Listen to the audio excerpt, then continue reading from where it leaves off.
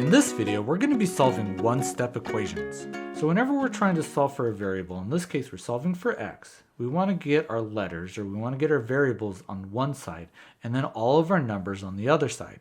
So we have x on this side, right? We got x right there, and then we have this 7. I want to get this 7 and move it over here. So for us to do that, what we're going to do is we're going to actually do the opposite of what we see. We see a positive 7, so we're going to do the opposite. We're going to take minus 7, and since we took a minus 7 on this side, we have to take a minus 7 on the other side. And the reason why we do this is positive 7 minus 7 will give us 0, meaning that it cancels each other out. So all we're left with is just an x here by itself. So then what we're going to do is, since we have it on the other side, 14 minus 7 will actually simplify to 7. And that's going to be our answer. X is equal to 7. So if we take a look at this example again over here, what we want to do is we want to have our letter on this side, our x, our variable on that side, and we're going to move our numbers to the other side. Since we have a negative 3 here, we want to do the opposite. So we're going to take a positive 3 on this side, and if we do it on one side, it means that we have to do it on the other side of our equal sign. That's going to cancel this out, right? Negative 3 plus 3 is equal to 0, and then we're going to be left with 11. Since this is now canceled out, all we're doing is we still have that x here, so we're going to get that x is equal to 11.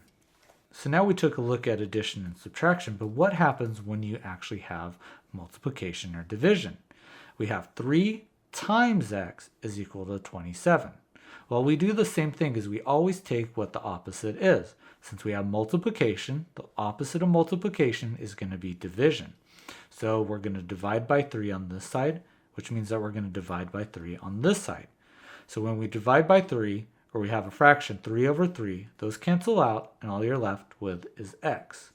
And if you do it on this side, 27 divided by 3 will give us 9, and that will be our answer. So now if we take a look at this example, we're actually dividing by 4. So what we need to do is, instead of dividing, we're going to multiply by 4. So we'll multiply by 4 on that side, and we'll multiply by 4 on that side.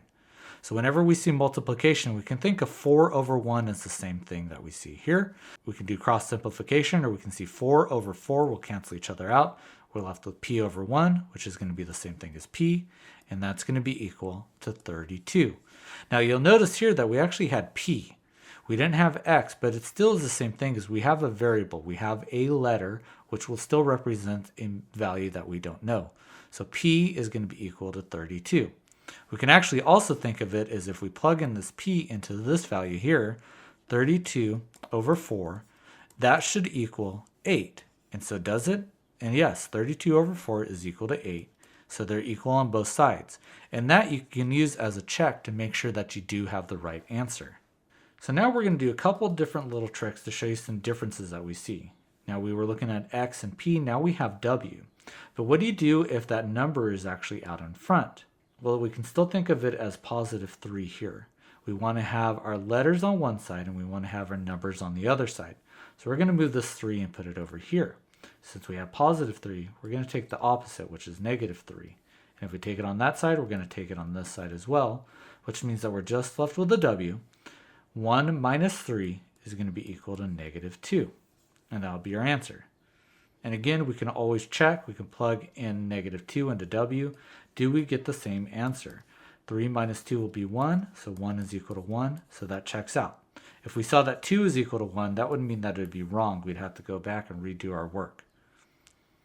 Moving on to the next example. So now we have 9 times k, and we'll notice that k is on the right side. You know, we've been looking at stuff on the left side.